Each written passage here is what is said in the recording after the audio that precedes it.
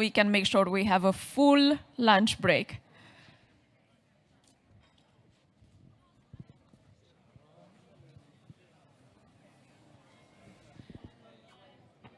Hi, we are restarting, so I would just kindly ask you to take back your seats in the room, and this way we can have a full lunch break as planned in the program, and we won't eat from your lunch break. Thank you, thank you. I would also like to invite Peggy, our chair, for the next session. Thanks. It's not heard from outside, it's just from the inside. You should help now. But at least they are curious.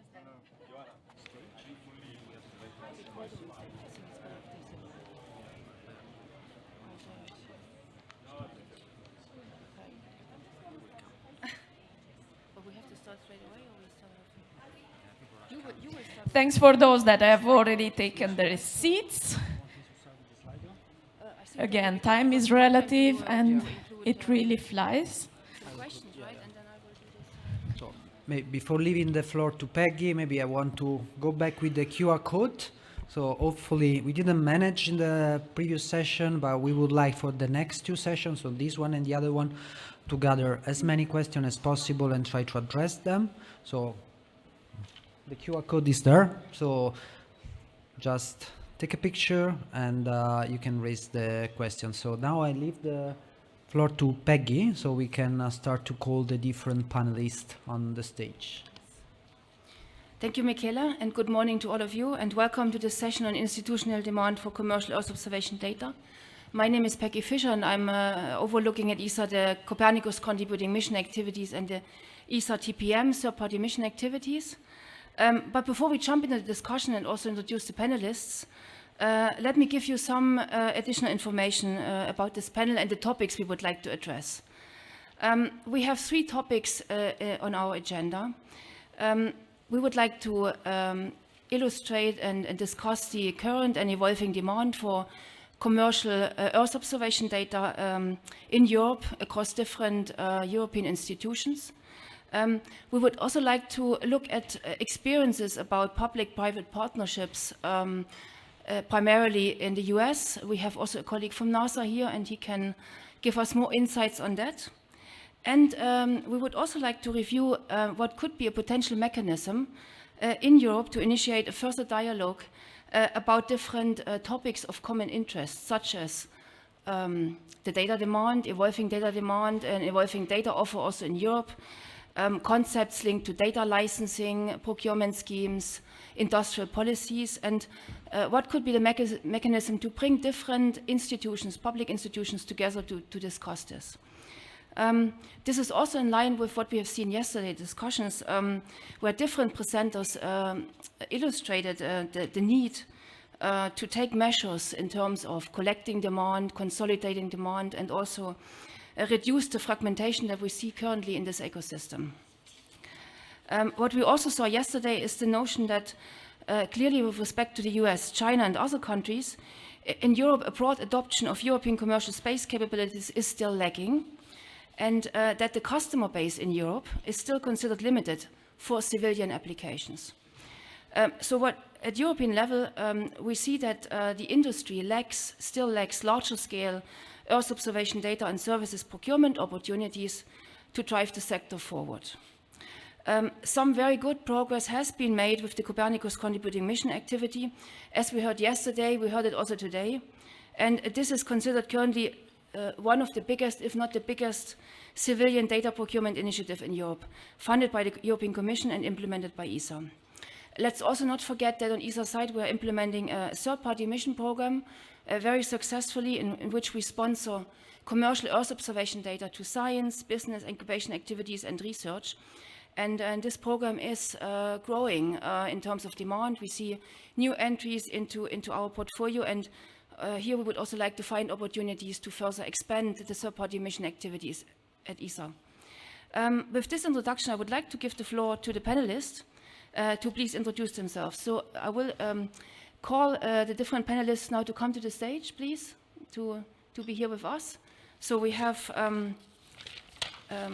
Alexander MacDonald from NASA, Katharina Bams from DG DEFIS, Sonja Santos from EMSA, Christian Holzleitner, DG Klima, online with us, I believe, and then Markus Luczawalny-Jansko from DG Agri. Good morning to all of you. I give the floor to Alexander MacDonald to please start the introduction.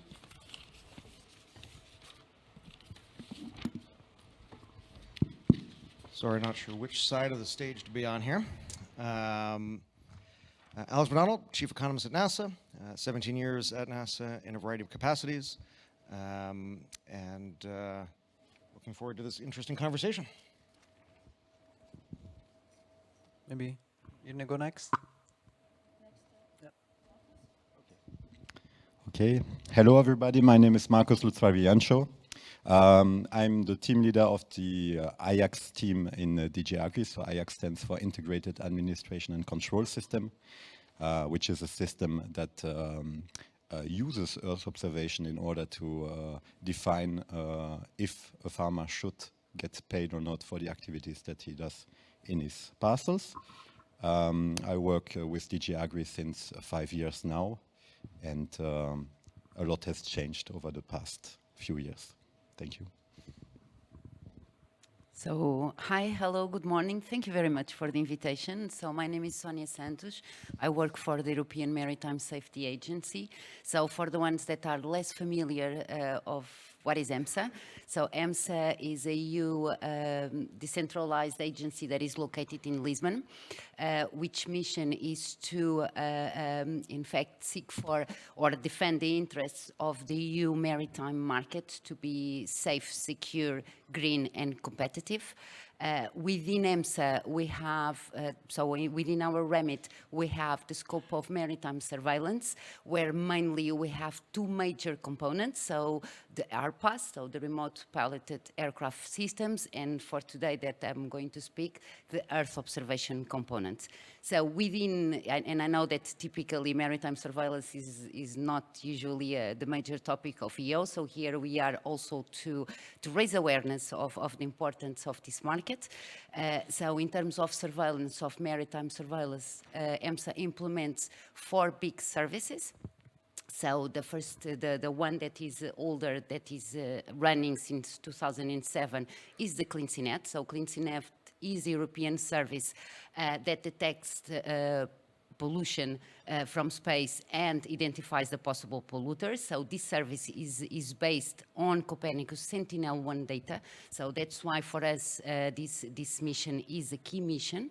When there were 2 satellites flying, above 90% of our products were based on this mission. Currently with Sentinel-1A, it's around 65%, so we are quite keen for the new launch. Also, EMSA is the interested entity for the implementation of the Copernicus Maritime Surveillance Service on behalf of DG DEFIS. So here there are several function areas that is associated. So in the scope of law enforcement, fisheries control, that we liaise directly with the Fishery Control Agency, in terms of also marine pollution, so the extension of CleanSeaNet to global in areas of EU interest, in terms of safety, security, and also customs and international cooperation. In addition to these services, EMSA is also implementing what we call emergency services for maritime accidents, so mainly through pollution and search and rescue. And last but not the least, we have an agreement with the Frontex, so the agency of the Frontex agency, that the part of the EO data over the sea, it is provided by EMSA to ensure, because we have already everything in place for ensuring non-duplication of services. So within this, I will pass the floor to Defis. Okay. Oh, sorry, thank you. Thank you very much. And EMSA is located in beautiful sunny Lisbon. My name is Katarina Bams. I'm from DG DEFI, Defense Industry and Space. We're located in beautiful sunny rainy Brussels. I work 10 years for the Commission now. I'm in charge of the Copernicus Contributing Mission activity, and my background is I'm a macroeconomist, spatial planner. And I've been around, and I mean, I have worked for different entities, organizations, startup, university, not the job hopper kind of perspective. I always finished my projects, but I've learned to listen, to watch, and to see what is the viewpoint from different angles. And so I hope I can contribute a bit today on this one. Thank you. Thank you, Katerina. So let's start with the first question to Alexander. So we see that NASA and in general, also public agencies in the US are increasingly buying commercial data for different purposes, primarily for their own purposes of federal agencies. We see this as a growing trend, and recently you have also absorbed additional players in this context. What procurement model have you considered, and why are you proceeding with this approach? And does this approach make the Earth observation commercial sector stronger in the US? So, NASA engaged with Earth science data in a lot of different ways, has for a long time. NASA builds satellites for USGS, right? We build Landsat and then transfer it to USGS. We build Earth observation satellites for NOAA, transfer it to NOAA. And of course, we build our Earth science missions for kind of the NASA kind of exploratory Earth science missions, right? NASA is not an operational Earth observation agency; it's an exploratory one. It puts out new types of instruments, and it still does a lot of that. NASA's Earth science budget's about $2 billion within an $8 to $9 billion science budget within a $25 billion overall agency. And so the switch to commercial services really began for NASA in launch and human spaceflight. We saw huge success. The way I like to tell the story is that around 2005, NASA gave $500 million each to two different companies. One company went bankrupt and the other company became SpaceX, which tells you something about how the risk model works a little bit in commercial ventures. And with the success of commercial services overall, there are a number of Earth science, or I should say Earth observation companies that were seeking a similar model. And so NASA set up the Commercial Services Data Acquisition Program within the Earth Science Directorate, where it buys data. And I think there's maybe close to half a dozen different companies that are part of that. Planet, of course, being one of them, GHGSat being another, so shows that the possibility to be an internationally based company and having a US-based home as well and receive those contracts.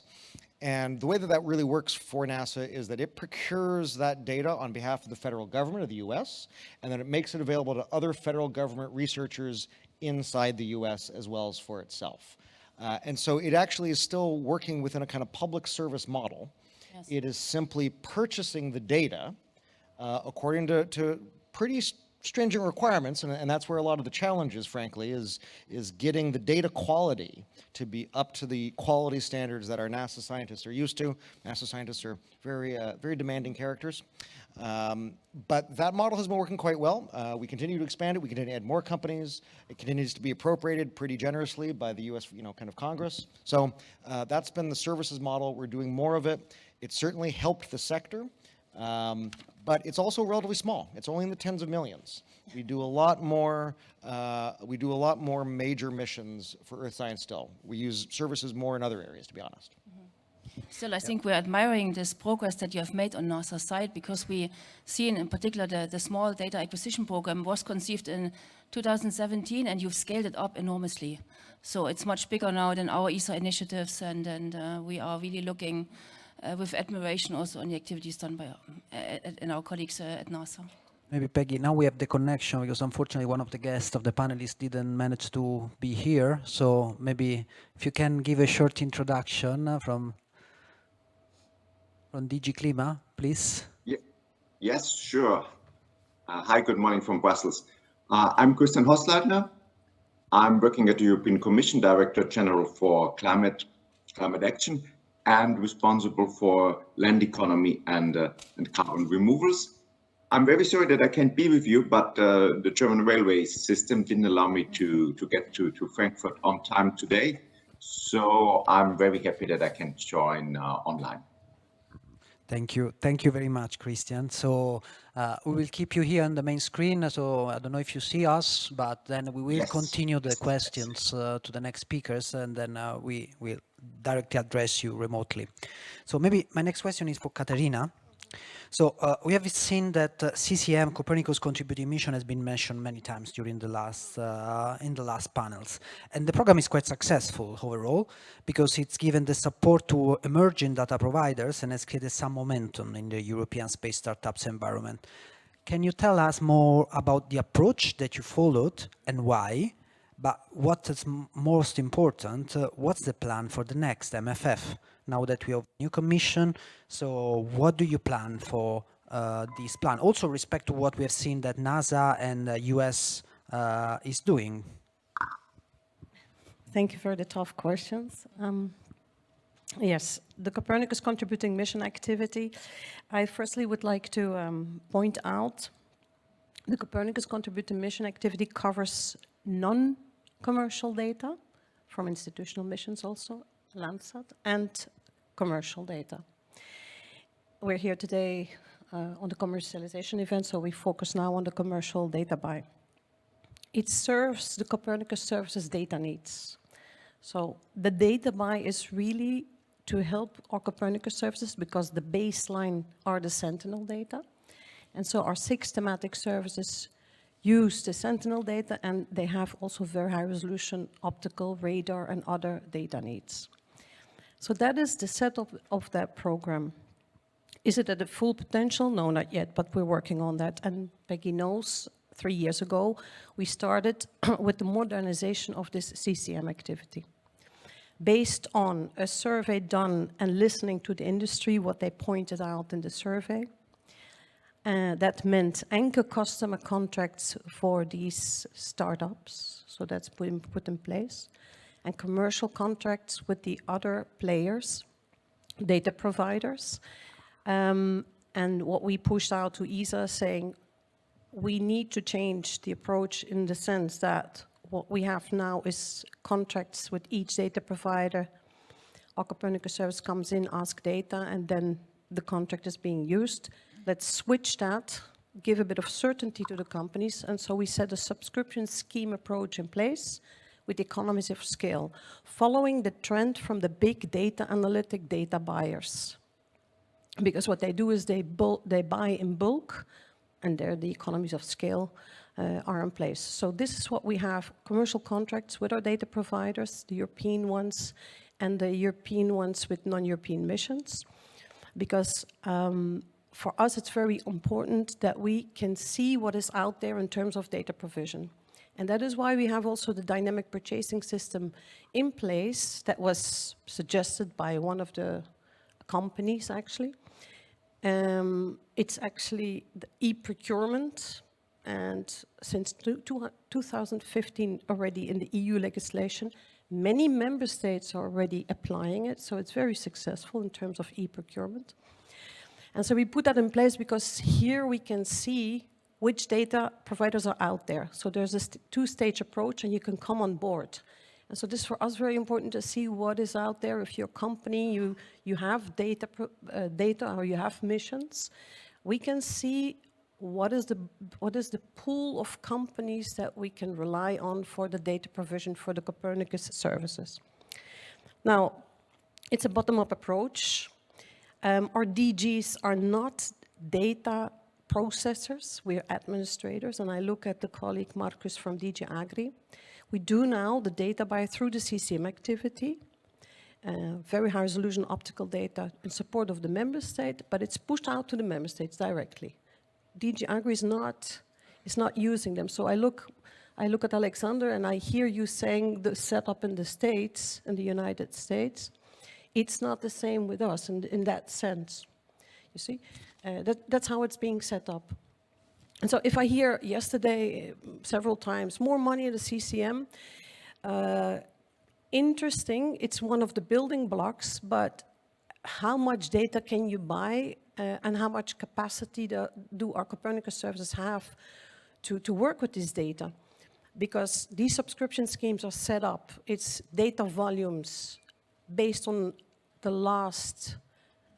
an average of the last 7 years data consumption, plus 25%. and we can scale up to plus 50% in data volume and even plus 100%. That's what we have currently in place. And for the industry, we hope that they are more relaxed because we have the subscription schemes in place. Putting more money just like that, I was a bit, how shall I say this, surprised, because if the message would have been brought more money, and for this commission, we guarantee that you get priority, top priority. You're more than number one in the data delivery. And I'm translating DG ECHO's and the emergency management service data requirements. If an emergency comes, you need to have very fast delivery, and ESA is doing a brilliant job to coordinate this with the data providers. But if I hear the data providers saying more money, yes, but we also then need top performance. We don't want to see cancellations. We don't want to see that the data are not delivered through the CCM activity, but we find them in the International Disaster Charter, where it's full, free, and open. And you see, so if you say more money, yes, please, but come with excellent performance. I don't have to call any of the data providers to ask, why did we drop off from the priority list? Oh, yes, Katarina, because we do sequential tasking. So there was another client that had priority. That is surprising. We want them to be the top. So that's a bit. On the future, it's one of the building blocks. We listen to our member states and to the startups. And one of the companies that was telling us, saying, look, we actually don't want to sell data anymore. What we want to sell is value-added services. And so here we need to sit down with those that are able to provide this. Let's sit down, because we are with the following challenge. If our Copernicus service, because the procurement of value-added services is not done through the CCM, but it's done through the Copernicus services. The Copernicus services, they purchase that, they do procurement, and they use that value-added information to produce their information product, which automatically falls under the Copernicus full, free, and open data and information policy. How can we guarantee that this is safeguarded without destroying the business model of the companies? So maybe putting more money in the value-added service. Let's have a look, let's sit down with industry, and let's see how we can enrich our Copernicus service. That's it's another way, you see? In terms of the budget and everything, we are asking questions, we are reflecting, we're brainstorming, because we are preparing the next space regulation and the budget, so we're thinking about that. And another big building stone is, of course, the space component. And also here, we get these we hear the brilliant ideas from startups and scale-ups. If we look at the Sentinels, they have to be and they have to stay the backbone, because it's one of the reasons, but I look at Alexander too, it's one of the reasons why we have this institutional program to be the top program in the world. I think it's fair to say that's truth. Safeguarding that, why don't we look into possibilities for hybrid constellations? What do we mean? Actually, we already have a hybrid constellation. We have the Sentinels and we have the Copernicus contributing mission. That is a form of hybrid constellation. Another one is that you look into setting up constellations that are going to accompany our Sentinel's backbone. What could be the business model? One of the business models is that we say we do it like we do with the Sentinels, very stringent requirements. No, I have to be careful how I put it. Over the long term, the technical requirements are nearly set in stone, because, okay, you need to give that to the industry. They get the CapEx, the capital expenditure, they're funded like this, it's fine. You go down towards, you can go to the anchor customer model, where you say, look, industry, you make sure that you finance the whole constellation. You get the freedom to set up what we want, higher revisit, higher spatial resolution in companionship with the Sentinels. And we promise to have an anchor customer contract you for the next 5 or 10 years. So these are these are not statements, but these are brainstorming, and these are things we're thinking about how to maybe put that in place. together with, because we see that the space companies really need to have an impulse. And so here we need the help and the support to make that, to put that in place, to put the thinking, or at least the strategy and the vision in place. Thank you, Katerina. Very clear. So leave the. Let's move on to Sonia, to another question. Article 1 of the EMSA Foundation regulation states that the agency purpose is to ensure high levels of maritime safety, security and pollution response to contribute to efficient maritime transport. What type of Earth observation data and services are you sourcing for this purpose? Are you working with commercial data? Yes, so it's working. Okay, sorry. So in terms of EMSA, EMSA implements several services and now mainly I'm speaking about also Copernicus. The Copernicus Maritime Surveillance Service is part of the security services. So it means that in the case of the Copernicus downstream that we implement is not free open data, is for authorized users. So it means for national administrations with a role at sea within EU member states. So the type of data that we are using now is both SAR and optical in terms of Earth observation, and we use, in addition to the Copernicus Sentinel, we use, yes, commercial sources. What type of commercial sources do we use? So we have contracts in place directly, so that adheres to the financial regulation of EU, but that provides both data and value-added services. And here is where I would like also to further explain. The maritime domain it's a very specific area in terms of the usage of Earth observation. For us, typically the information loses value with time. Of course, data analytics is quite important, but typically we have first a systematic monitorization, but also a very intelligence-driven activity. So it means that we need to have what we call quasi-real time. So our services are based 20 minutes of delivery to member states after satellite acquisition. So it means that it's very challenging, and that's why we have contracts, or we procure directly with the commercialization of EO data and services.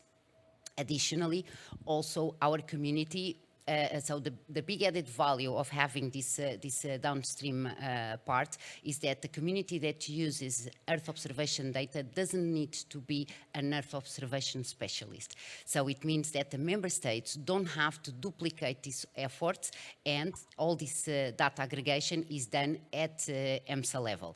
So it means that we purchase directly to the market, so with the both SAR and optical missions that are on the market, but also we procure the stations and the value-added products. All this data is ingested towards our systems and then is integrated with all the other data that is there. So the big advantage of EO within the maritime world is really an added information to that. Why? Because within the maritime part, typically the risks are a little bit far from what our eyes can see.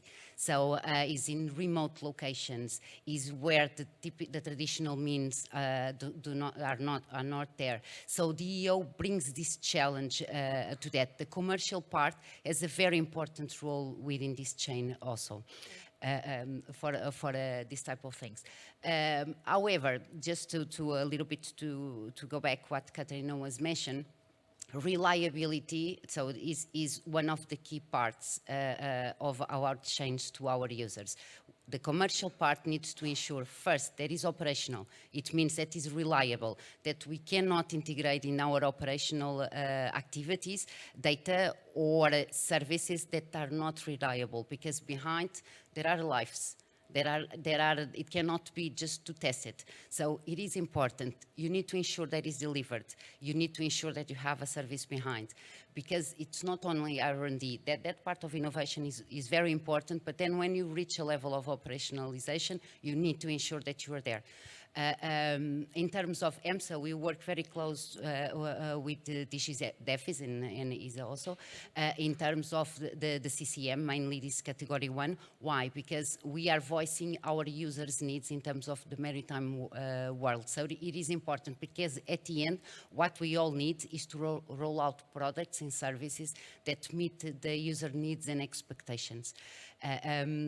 But in terms of procurement, just going back, because I know that I have the commercial part here, just to say that as a EU agency, our procurement follows the financial regulations. So that means that they are published in the TED, in the official journal, and it follows an open procedure tendering.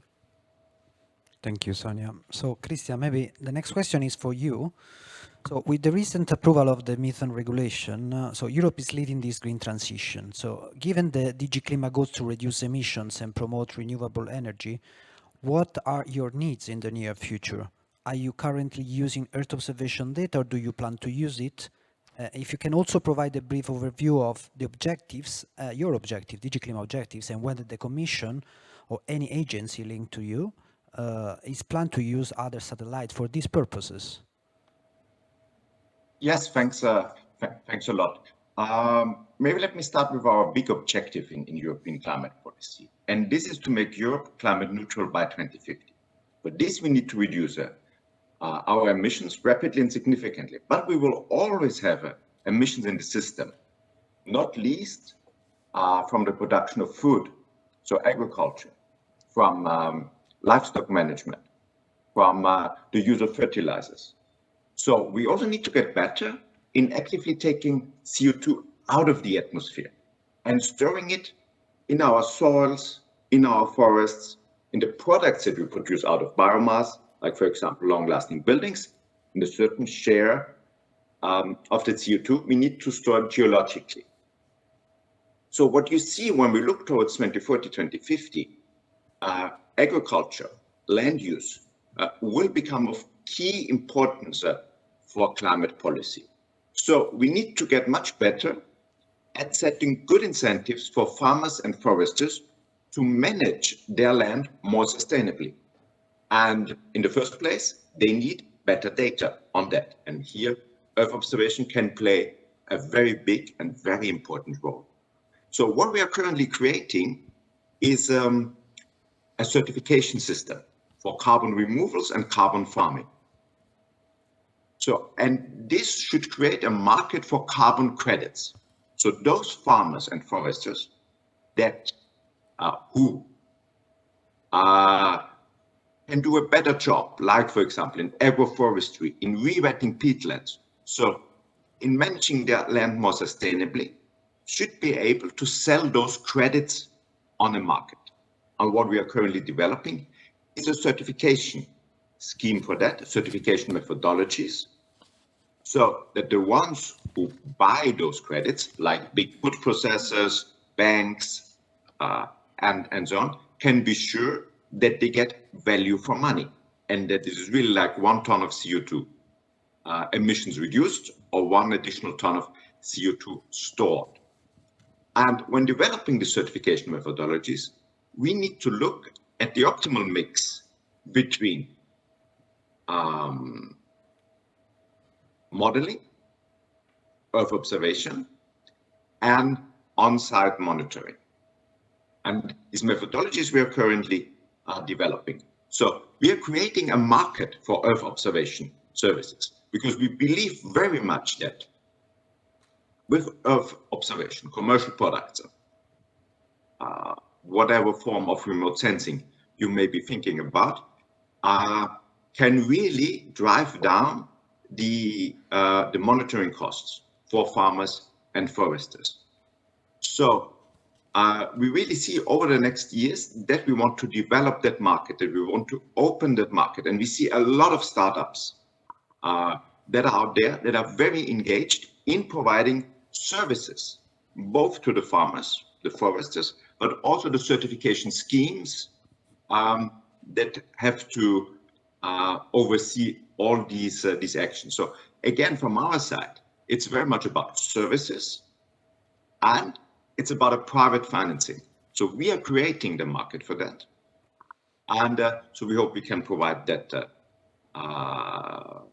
that space for you. But of course, there are then also important links, and we want to reap that synergies with our existing observation monitoring systems, like in the Common Agricultural Policy, or with our colleagues at the Environment Agency in Copenhagen. So, and I think that's probably a segue to my colleague from DG Agri. Thank you, Christian. Indeed, this is a very good linkage to the question I would like to place to Markus.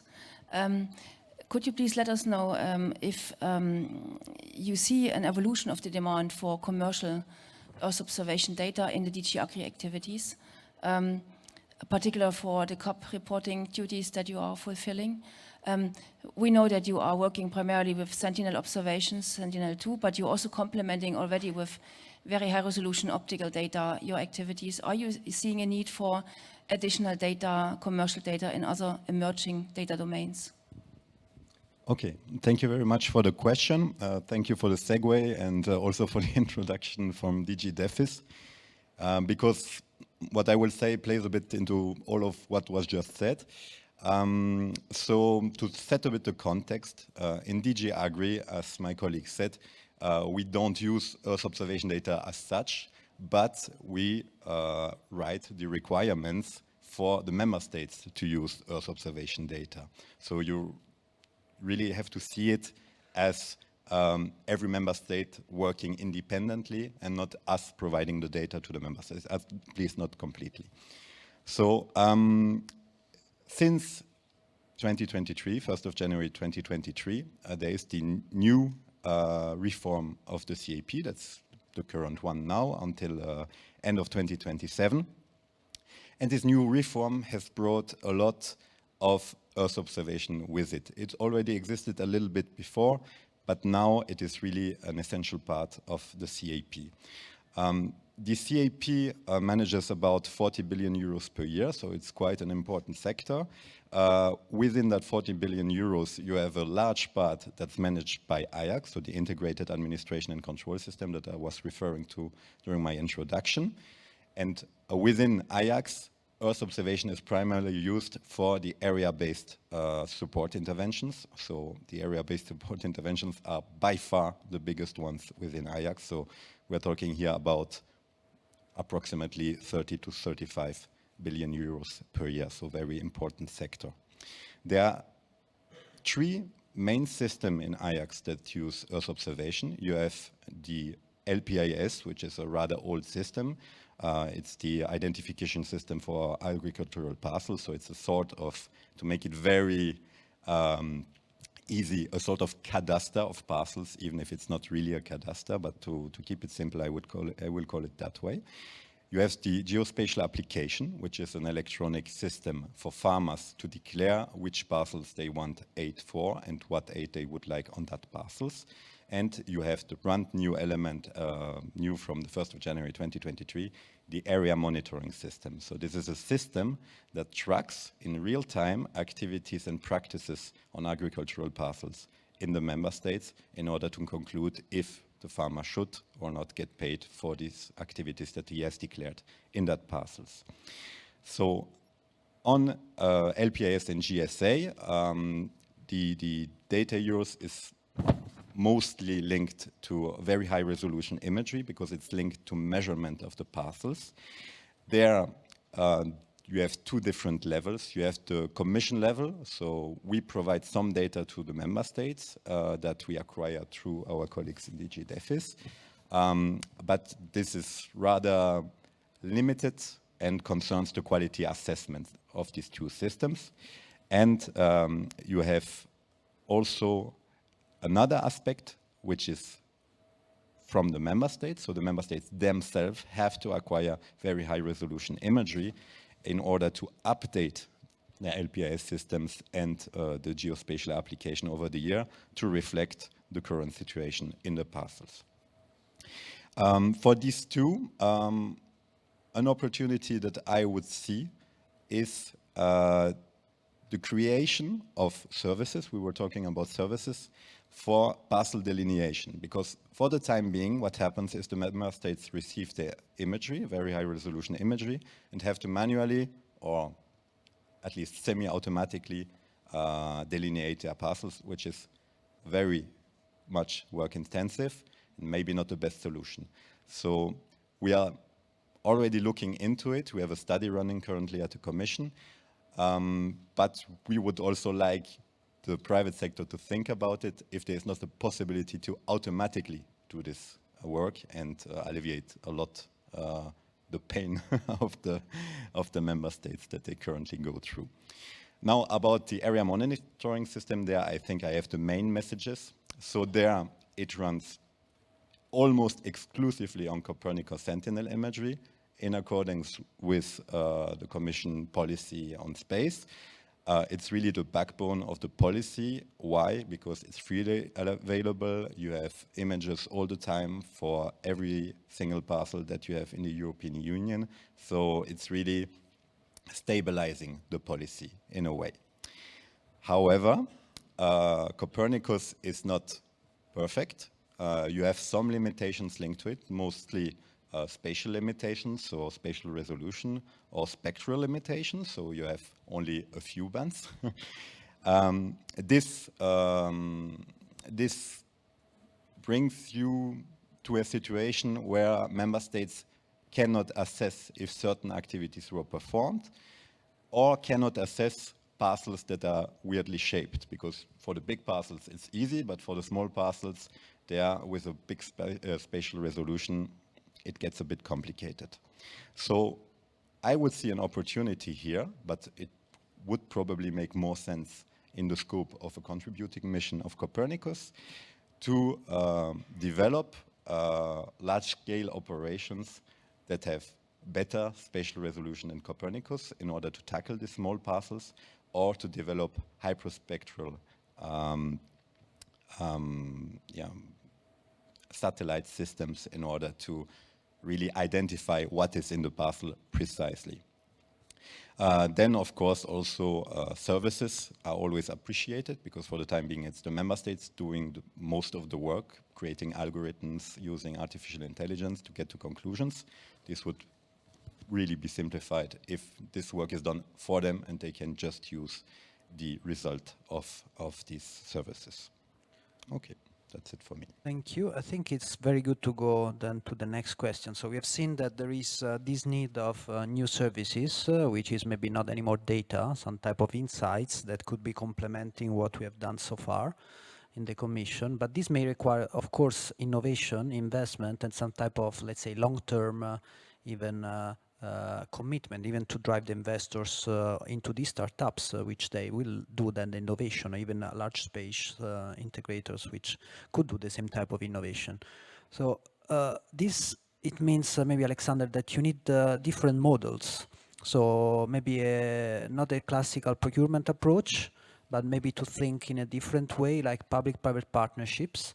This could be a way. Of course, only if there is a business case. I mean, public-private partnership have been used in many cases, but of course not always successful. So if you can tell us more maybe of some recent NASA usage of these type of tools. We have been seeing like Planet launching soon, I mean, a few weeks ago, a couple of months ago, Tanager 1.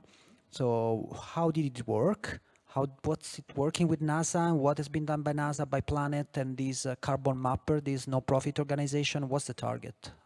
Yeah, it's a great question because it's a really interesting model.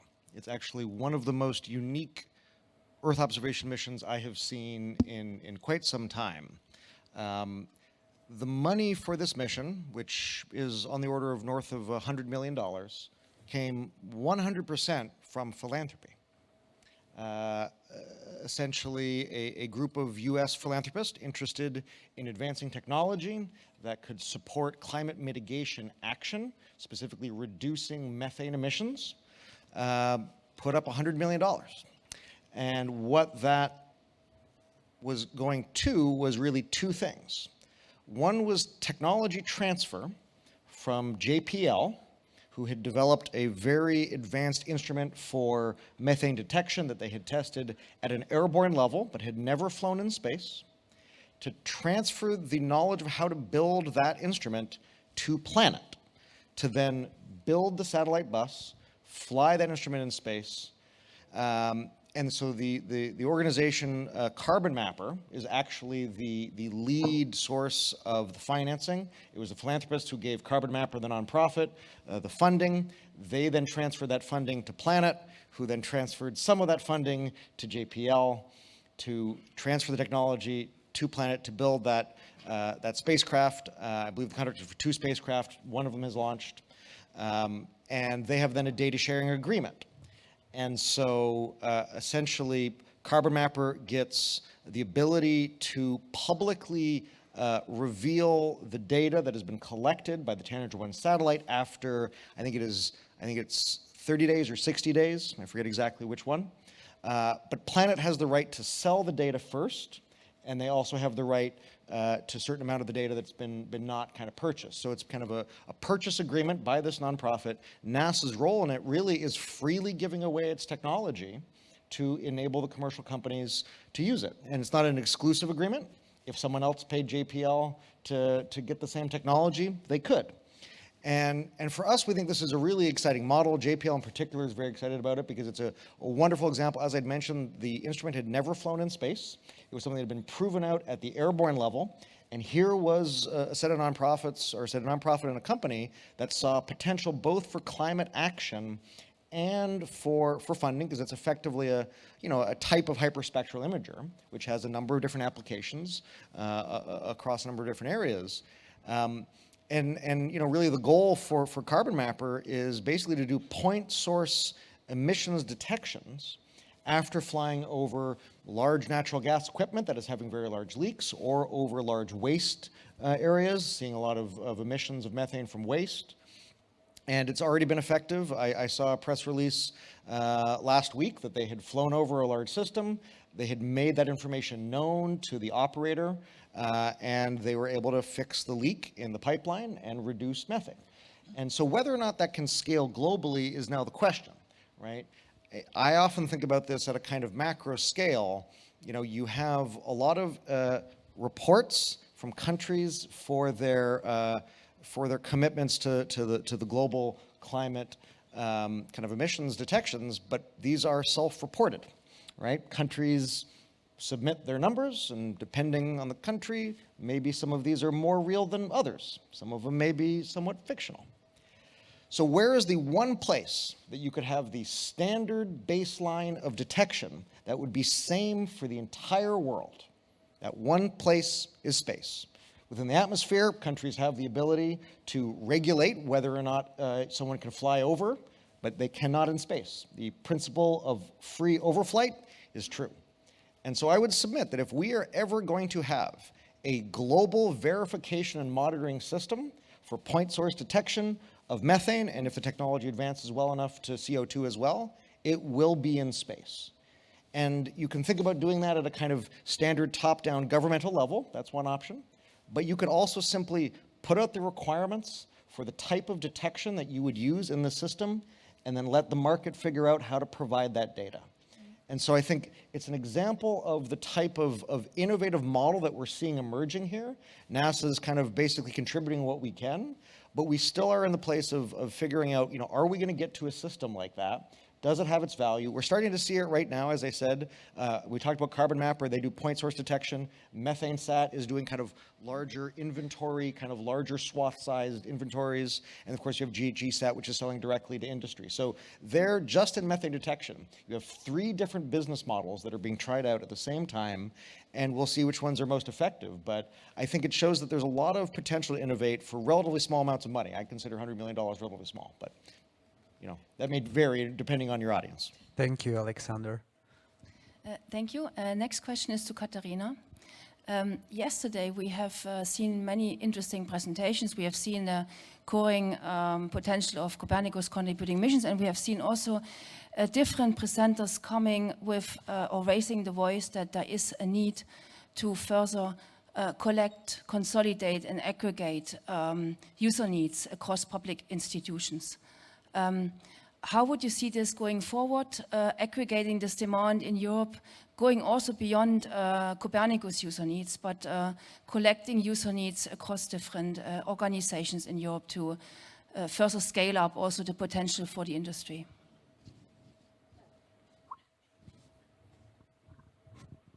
Yes, thank you very much for the question. Aggregating demand. I would propose to be very practical and pragmatic, because what you have put in place with the dynamic purchasing system at the level of the CCM data buy for Copernicus services is an excellent example, I think. And this can be pushed out as leading by example to your members, to the ESA members, saying, look, with the caveat that many member states are already putting a DPS, data purchasing system, in place. But the question is, are they doing it at the level of the commercial Earth observation data buy? We have an initiative, an activity called Aggregate EU Demand. It's a aggregated demand for liquefied gas purchase. That's what you are talking about, aggregated demand. But this is for the energy, to secure the energy supply. And so there's an extreme need to put that in place. So that's a very specific example. Here, if you talk about gathering the demands from all public authorities, it's going to be a top-down approach, which may be very tedious and very time-consuming, where you already have something else in place. You prove that you can do this data buy, and you can show to the member states, look, this is what we have in place. You could copy that example for and maybe gather it at your level. Very pragmatically pushing it forward, as nobody is obliged to do that, of course. But that's the recommendation that we see, actually. Yeah. Thank you, Katarina. I think it's interesting because, as you mentioned before, I mean, also you do something for EMSA that then at the end they use the data. But in this case, Sonia, I mean, do you see some, let's say, capability which is not yet available? As you mentioned, you know, quasi-real time is what you're looking for. So do you see some innovation aspects that maybe industry which is present here should look for in order maybe to meet future demands from you? Yes, for sure.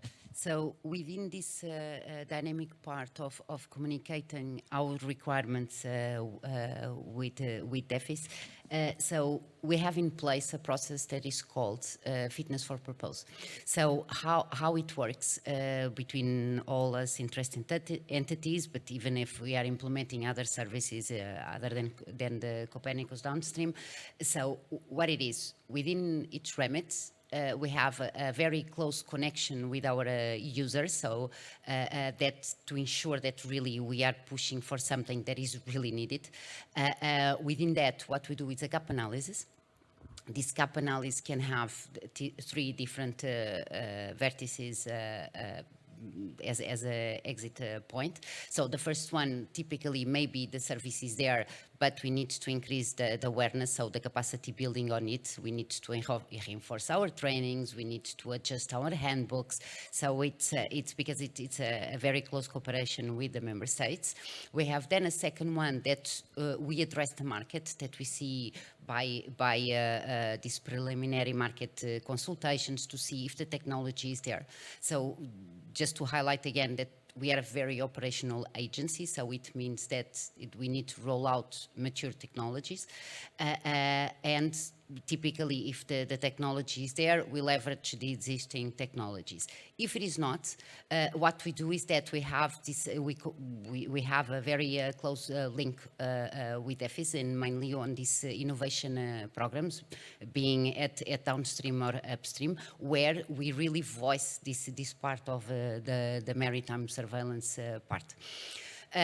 Within this, typically there are several parts that still need that the market reach there. So even if we sorted out the part of the quasi real-time delivery, so from acquisition to delivery of 20 minutes, we still have the before still to be solved. So the most of, or a big part of our requests are intelligence driven, and there is still this delay between request, tasking, and acquisition that needs to be sorted out. So it's still not there. We need something that is faster.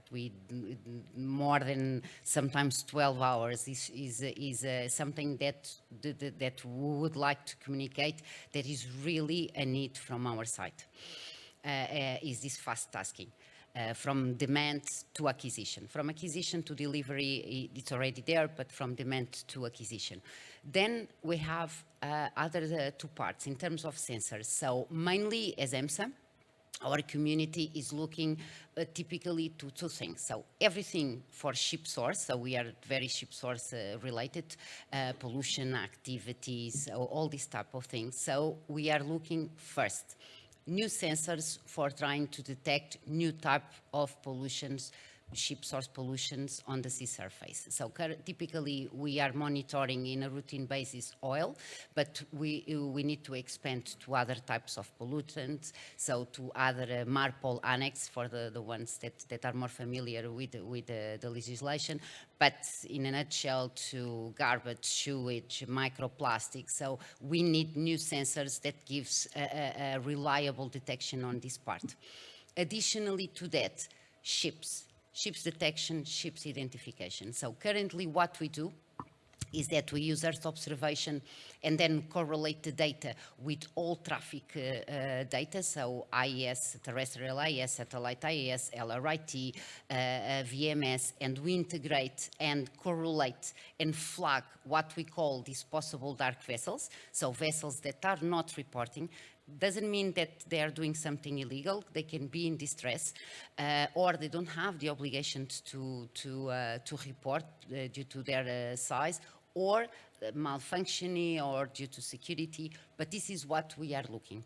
And for that, we need additional sensors. So upper spectral is an important one for us, but also thermal, all these type of sensors that will enable us, weather independent, that is important for us, that allow us to detect vessels.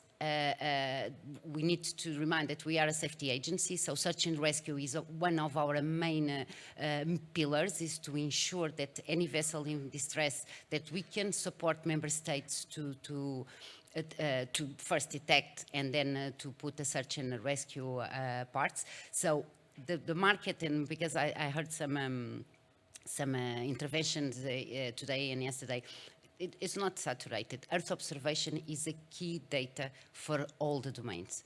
There is still room, there is new sensors, that the users are keen to have it, to integrate it.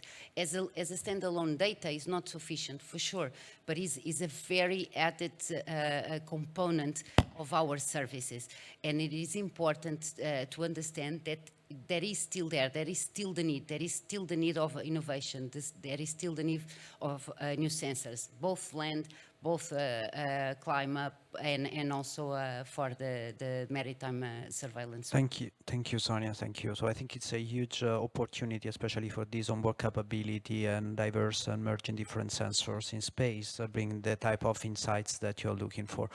I will ask the last two questions now, just to be a bit brief, as we are running a bit late. So Christian, you are the next one.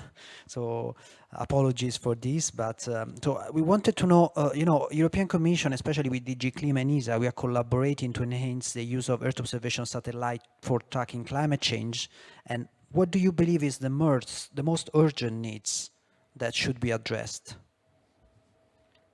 Yes, well, as I said before, we are very keen to create a harmonized European market for observation of farm and forest land.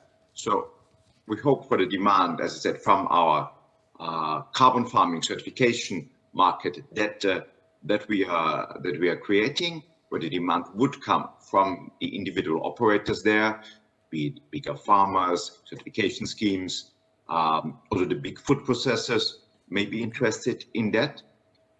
But then to help that market to emerge, we are also working on two other pieces of legislation, which is the soil monitoring law and the forest monitoring law. We are doing this together with our colleagues in DG Environment, where we want to create harmonized definitions of the different things that we want to have observed in the terms of how we define a forest, how do we define the diversity in a forest, what do we want to have observed in a forest, like the tree growth, and so on. And there are, of course, always challenges in how we to combine satellite remote sensing data with data on the ground. So again, here, for us, it's very much about creating really this service. The service both for our member state authorities, as already explained by previous speakers, but also then for the certification schemes for the private market. Thank you very much. So I'll leave the last question to Markus. Let me get back to this topic of creating a potential forum to address common topics of interest across European institutions. So topics could be, of course, a growing data offer in Europe, the opportunities that come with it, but also exchanges on licensing concepts, procurement concepts, industrial policies. How would you see such a forum? Would this be of interest for DG Agri? Would you see this as a benefit? Which expectations could you have? Okay, thank you very much for the question. So, of course, I believe that exchange is always important. It's better to work in unison than everybody in isolation. However, I believe that such fora already exist in a way, so I don't believe that there's necessarily the need to create a new one. So I have a few examples in mind. For example, within the Commission, by the Joint Research Center, you have the Knowledge Center for Earth Observation, which in a way asks all the members of the Commission, all the different Directorate Generals and other institutions, what their needs are in terms of Earth observation, and try to combine them into a common policy of Earth observation purchase and collaboration with the data providers. There's also GISCO, which is the Geographic Information System of the Commission, which is managed by DG ESTAT. This is a forum where the needs of geographic information are discussed, and many are participating in this forum, so many parts of the institutions, and you have also member states and even regional entities in that forum. So again, I believe that such fora already exist in a way, and what I would focus on is to develop this fora, to include more members, to implicate more institutions, more DGs in this fora. My expectations are that it should be bidirectional. So on one side, it should, what it already does, coordinate the needs of the institutions towards the private market in order to ensure efficiency, because that's also a very important part on administrative level, to be as efficient as possible. But on the other side, it should also permit for the institutions taking part in this fora to be informed by the data providers on what exists and what is technically feasible. Because we had the problem that we developed the new CAP a bit blind. So it's there are many changes, but there was not a certainty about the technical feasibility of these changes. And I believe that for the future, it would be better to see first what is technically feasible before shaping policy. Thank you. I think it's a very good way to conclude because, I mean, this is for sure for you, for DG Agri, but I think for DG Dev, ESA, to enhance and to build upon what exists. As you will see, I mean, a lot of things also we develop at ESA then go into CCM, go into solutions. So we should somehow try to exploit as much as possible these synergies that you do, I mean, through your legislation, through the things and through the technical capabilities that then industry can actually deliver in a way that we try to create these synergies and the European industry to grow. So I would like to thank all the panelists to be here. We are slightly late, but we have the last session. So thank you again.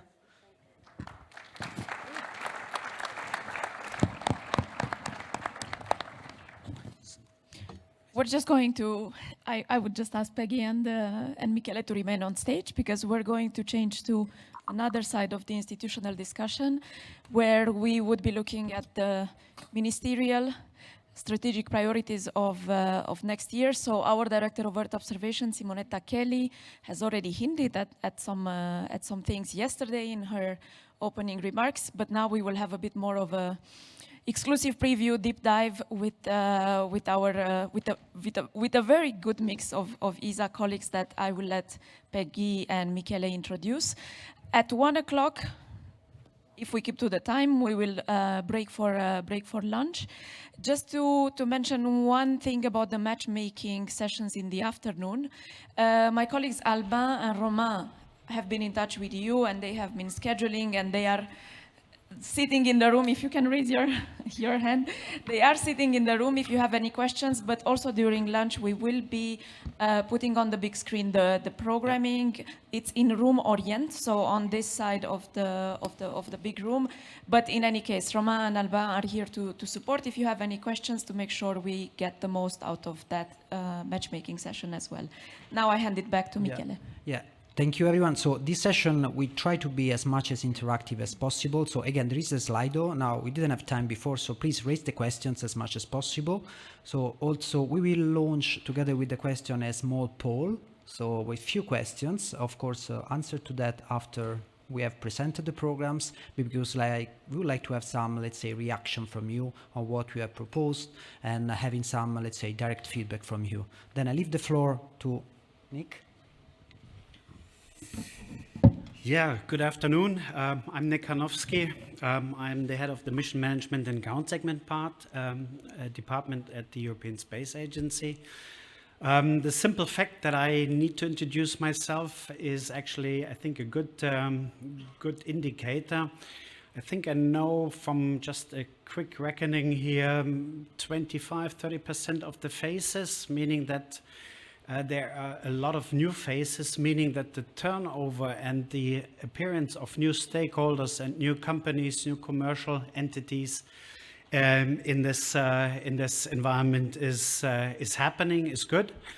And I think that leads directly into a little bit the question how the Earth observation program and the connected programs of ESA can actually stimulate, can support that commercial dimension that we are looking at together in a more systematic way. Maybe just to start a little bit and to try to get a little bit of sympathy from especially the commercial entities who are usually asked to provide pitches and to be beautiful in the sense of being able to deliver to their customers. I think my colleagues and myself are a little bit in the same situation. This is why we have now chosen a format in which we are pitching the elements of the program in preparation. You know that every 3 years ESA is getting the funding from the member states in the so-called CMIN, the ministerial conference in which member states are deciding on the budgets, and in that case also the budget of Earth observation activities.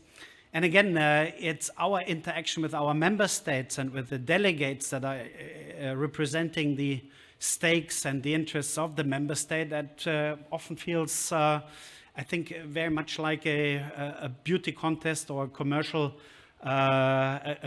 sales argument.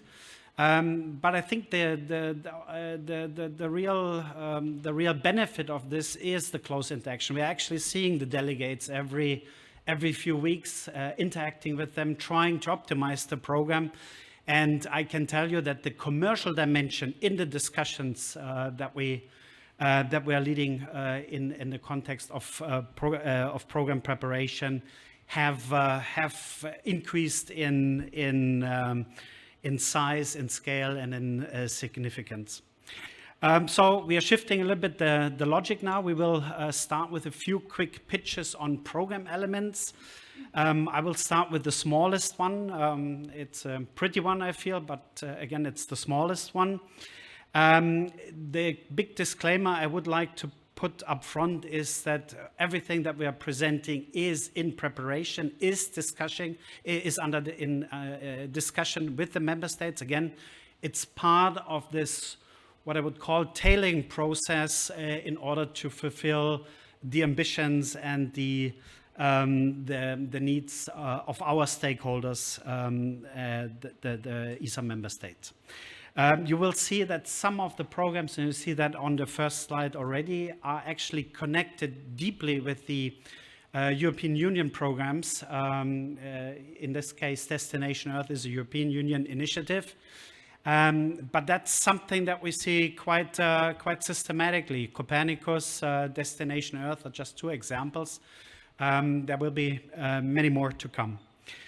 So my colleagues and myself will start this round of pitches. I will try to limit myself to 5 minutes on the digital twin Earth component, and then Michele, Peggy, Vanessa, Rune, and Nick Appleyard will try to present the various elements in preparation under development to you. And again, with the explicit question on what could be potential gaps, what do you see as priorities, what are themes that we are maybe missing or should be reframing, should be reformulating, topics that may be relevant that we have overlooked. And of course, also coming with the, let's say, underlying question, how partnership in the context of these program elements should be formulated, should be lived out, should be developed. And in the end, it's our ambition to bring that original idea. I think that was one of the key formulations that actually came out of the first Commercialization Forum. The logic of ESA trying to be a much more conscious enabler, partner, and customer in the context of what we are trying to do together. So much for the introduction. And with that, I would just take my another 5 minutes to lead you a little bit through the ESA Digital Twin Earth program element. And then again, this cannot be done without reference to the Destination Earth initiative, because the ESA Digital Twin Earth program is a companion program to the EU Destination Earth initiative. For those who are not yet entirely familiar what Destination Earth and what Digital Twin Earth actually means, I try to encapsulate the logic in this most simple formula that we can provide at this stage. It's, of course, a very simplified view, but with the objective to develop a highly accurate digital model of the Earth, to monitor the effects of natural and human activity on our planet, to anticipate extreme events. This predictive component is really key in the logic here. And to adapt policies and to meet climate-related challenges. How to do this? The recipe that we are applying here is we have this huge amount of data available. We have a long-standing scientific but also operational repository competence in the domain of modeling. And we have in Europe a very systematic possibility to link high-performance computing capabilities in order to generate so-called what-if scenarios, to do what could be summarized under the label predictive Earth observation. So that's the ambition that is being followed in Destination Earth under the initiative of the European Union, together with our partners ECMWF and EUMETSAT. And our program elements, so the ESA Digital Twin Earth program objectives can be summarized under the slogan that we want to develop and raise to pre-operational maturity, a comprehensive set of digital twin components. So these are components developed in the member states, developed industrially, developed also in the scientific context, and being able to benefit from the ESA mission data space and the Copernicus and destination ecosystem. And what we are trying to do in terms of content, we try to reduce the barrier of EO data use by integration of novel capabilities of ESA member states into the development cycle of Destination Earth. So a clear link into the machinery of Destination Earth. We want to foster the principles of industrial excellence by employing state-of-the-art IT. I don't have to mention all the technologies that are relevant. We are, of course, talking about artificial intelligence as one of the key technologies to be applied, but there are many others, even up to the question how quantum computing, for example, can support the logic of these digital twins. Then one key aspect that has drifted into the discussions also with the European Commission is the environmental sustainability of what we are trying to do. Let's not forget that we are talking about massive computational efforts that are underlying these digital twin logics, and environmental sustainability needs to be a key component in the way that we want to develop the systems. And finally, the digital twins of services and the integration and the transition of ESA digital twin pre-operational service mature items into the services of the Destination Earth operational context.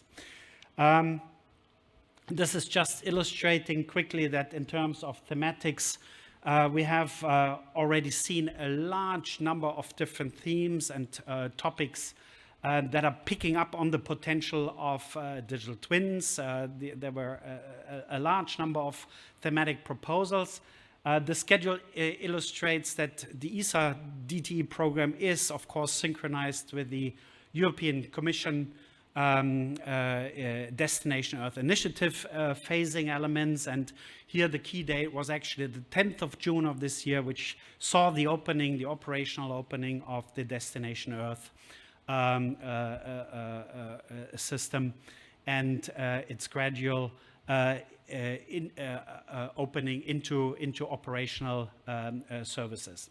And then the other slide, or the other elements that you see, that there is an emphasis on the ESA DTE framework, so the implementation and operation of Destiny platform interfaces. Then we have the various digital twin components that I've already mentioned. And finally, the third key element is the interoperability and operational collaboration with member states initiatives. So a close link to what is happening in the individual member states, and there's a lot of things happening at member state level that needs to be onboarded. The principles of the program proposal in its current state are seen here. So you see components of continuation, support, reinforce, establishment, development, and exploration. Here, again, the new technology exploratory domain in the field of artificial intelligence, quantum computing, other technologies that already have a foothold into the program, such as streaming technologies, are quite important in the final shape of the program proposal. And just to round it off, again, here's the reference to the logic of what's happening in Destination Earth. Again, a lot of the things are synchronized, harmonized, and you should always ask the question, how is a specific activity in DT mapped into the Destination Earth environment? Here, my key reference that we even have a small booth outside where for the activities on the Destination Earth platform, again, that is open, we are inviting interactions and are even preparing procurements that will harness a lot of new services, bring a lot of new services onto the platform.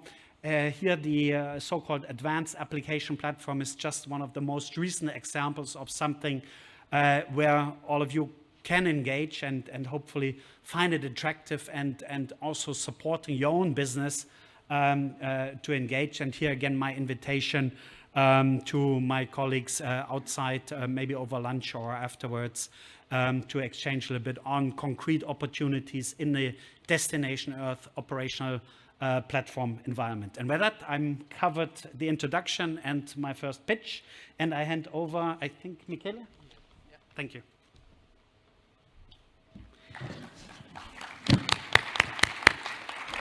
So again, good afternoon at this point. So I should have my presentation ready. Again, please ask questions, so we try to answer as much as possible. So I start with Incubed. I mean, even without the presentation, it will come. So Incubed already exists. We will present the 4th phases of the program. So what we want to develop is product and services in the Earth observation domain. It could be everything. Yeah, I should.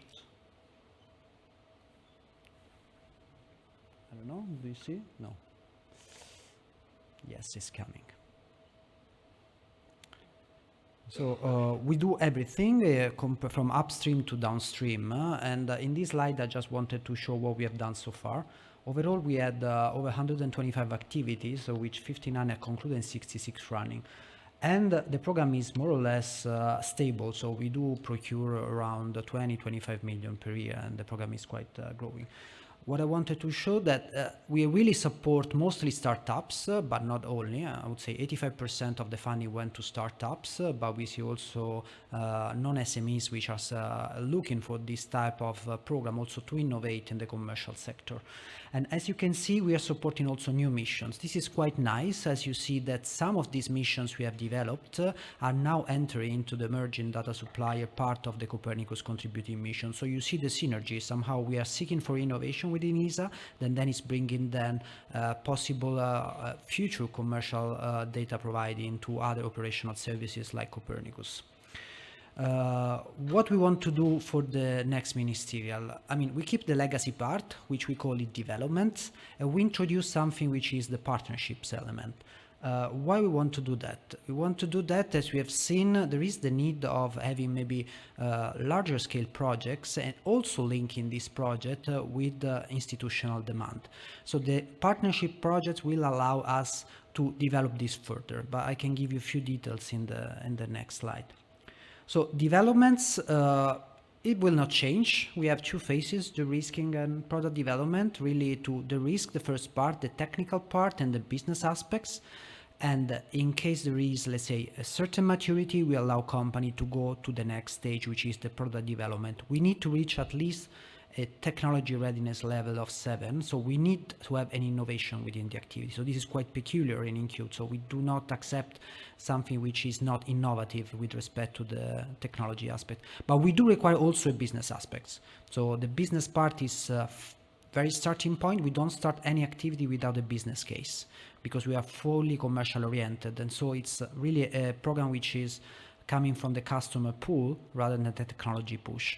We never accept an activities which is purely technology push. This is, I would say, is a condition to enter into the program. What will change in the partnerships? So partnerships, again, we really want to have larger scale commercial projects which can really let's say, play a bit of difference. Of course, there are 2 types of activities. They should be industry-initiated ones, so there is not any specific, let's say, institutional needs which is coming from the beginning. And of course, why we do it within this partnership, because this type of project, they usually require international cooperation, and we try also to present this at the ministerial level to have the level of funding which is necessary in order to then continue and to be deployed in a short term, because we are quite fast. I mean, we do not have, let's say, the standard process. We really want to address the commercial needs. Then what we are looking, and maybe this is linked to the discussion we had in the previous session in the institutional demand, I would say this is not yet in place, but this is, I would say, wishful happening in the future, is that we will have some specific ESA-initiated partnerships, of course linked to a specific capability needs or missing service, maybe with the Commission, maybe with other entities, in a way that we can somehow stimulate development and even having later on, let's say, a service that could be delivered based on some KPI. So we want to descope a bit. We don't want to focus too much into requirements, let's say strict requirements, but what do you need? What do you want to achieve? We have clear KPIs that can offer an anchor tenant scheme afterwards, and Incute could support to develop these capabilities. Of course, we do not include in the program anything which is the service component because we are not managing this type of service, but we would like to link and create a logical link between the two developments. Why we want to do the PPPs? I mean, the NASA colleagues, Alexander, explained it very well. I mean, in the past we had experience, I mean, especially for launches, so we have seen the success of SpaceX and whatever and then it brought. But I think that having a PPP approach is not the only instrument. It's a model. We should work together with standard procurement approach, but this could really open to some type of innovation in the way we procure the service toward the commercial actors, can bring additional capability to be developed, could bring innovative solution faster to the market. And this, I would say, is quite important, especially if you want to, I mean, we're talking about green transition and new solutions which we are looking for innovation in the market. And of course, as a side effect, there will be a market development. So the market will develop if the PPP has been structured in the right way. So we should not push PPPs if there is no market. That will fail. We have seen in the past, and this should not happen. But so we think that this scheme could be seeked, and in the next ministerial, we try to push at least some of the different schemes with different funding and different type of approach.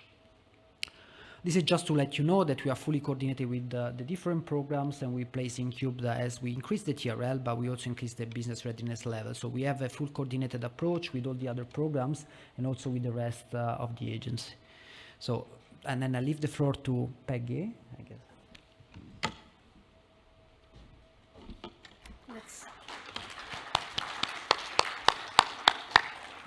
Okay, the question, the presentation is there, and I would like to start with recalling what Simonetta Kelly yesterday said, our Director of Earth Observation, that there are different ways that ESA can support the European industry.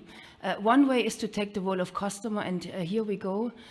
This is exactly what we do in ESA third-party missions and also in Copernicus contributing missions.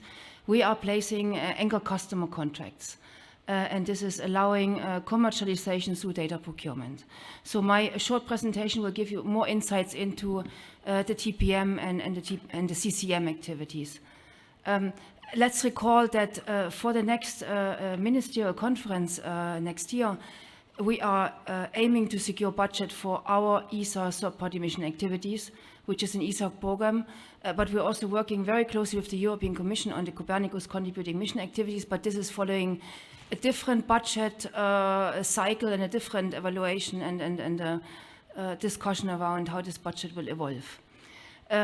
However, in both cases, we are responsible for implementing the activities. What is the primary difference between ESA third-party missions and Copernicus contributing missions? On ESA side, we are focusing our activities of placing contracts with commercial data providers in order to sponsor data for science research, but also for incubation activities. So here we are aiming to foster R&D and science needs in the European landscape. We also include data assessment, where we are looking at commercial data offers, and we are constantly growing our portfolio in terms of data offer. We see also all these opportunities coming. We have seen it also in this workshop again, new players coming in Europe into the market, and we are aiming to take them on board to the extent we can also in our budget context. In Copernicus contributing missions, we are satisfying operational needs. So here it's about really getting the data as fast as possible to the different Copernicus services. And we have implemented this industrial policy, which was also illustrated in other occasions, where we work with established data providers, but also with emerging data providers. Many of them are here today. So ESA third-party missions are supporting the European commercialization. We are acting as, here we call it, first buyer or initial anchor customer, because our budget, of course, is not as sized as the Copernicus contributing mission activity. Still, we have possibilities to place contracts, and we are placing them to increasingly to new space companies in Europe. And this is allowing them to also broaden their outreach in Europe. So they have much more outreach into the scientific community.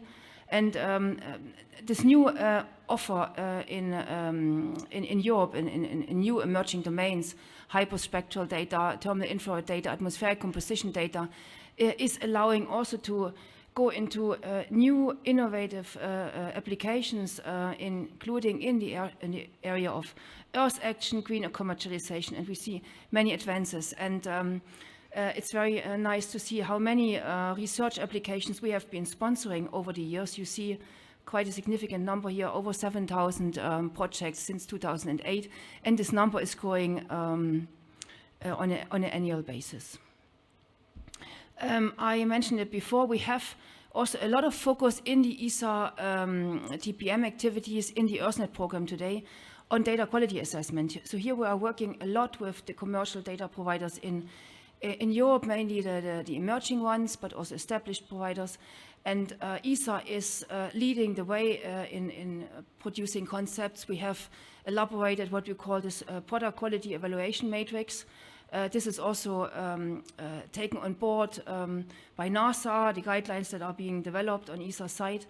And all of this will be addressed very, very soon in a big forum in Esrin, the VH Rota 24 workshop.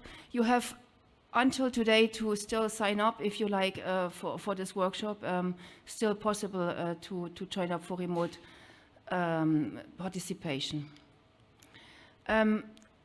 Dynamic purchasing system, we have seen it before today and also yesterday. I will not go into the details, but indeed it is a very powerful mechanism to place contracts also in different procurement categories, and also implementing an industrial policy where we are fostering the European market, the European commercial players, the emerging players, the established players, and we are satisfying the needs of the Copernicus program. We have been indeed very successful in placing a call in 23, as you know, in this emerging Copernicus contributing mission category. We have placed 9 contracts, and we are going to publish very soon the second call in CCM, and we are aiming to place up to 7 additional contracts. So this will bring new opportunities for European industry, and also new opportunities for ESA to work with these companies in order to also further complement the Sentinel observations, but also observations from other ESA missions with commercial data. I will not go into the details also because we don't have too much time, but it is just to illustrate this is a very powerful view graph on how the CCM is directly bringing benefits to industry. We have done this survey, and we're also continuing to survey impacts on ESA placing customer contracts both in TPM and in CCM, and we have seen that by becoming a Copernicus contributing mission, these companies are able to raise additional investments with also private investments, quite significant. We have seen this from 23 to 24. And this is not just the budgetary benefits that they see. There are also non-monetary benefits, we call them, that we have observed after 1 year of operations of CCM emerging category. There is a strengthened credibility of customers, investors by being in the CCM, by being fostered by ESA in this context, an enhanced recognition amongst European institutions, and also access to ESA expertise on image quality and CalVal activities is very important. And we are strengthening the capabilities of these companies to also create staff, to hire a workforce and allow them to access new markets, including exports into outside Europe. Just to highlight again the 5 key points about Earth observation data at ESA. So again, we have 2 mechanisms for the moment to procure Earth observation data for our own ESA program, EarthNet, third-party missions for R&D, but also incubation activities. And then on behalf of other institutions, we are procuring data foremost for the moment for the European Commission in the Copernicus program. Earth observation data is a very powerful way to support the European industry. We have seen that this ESA customer role has an important mechanism to foster commercialization. The dynamic purchasing system is now fully established. I think we all recognize this for CCM primarily for the moment. It allows an impactful industrial policy to be implemented. As I mentioned before, preference is given to the European industry, established players, and European emerging commercial missions. Important again to highlight through the data we are assessing the quality of commercial data. We are allowing for capacity building also in the industry, which is not to be underestimated. Our sharing of expertise, information, knowledge about CalVal and data assessment is very much recognized. And this is all building up also trust amongst data customers and investors that ESA is engaging with these players. And last but not least, through the data buy, we are further stimulating also the complementary use between commercial Earth observation mission and public Earth observation missions. The Sentinel missions, our ESA Earth Explorer missions, and we are creating a synergy here, and this is becoming more and more obvious as we go into the emerging data domains that we are now onboarding in CCM, again, making reference to hyperspectral data, thermal infrared, atmospheric composition. And with this, I conclude this short introduction about TPM and CCM. Thank you.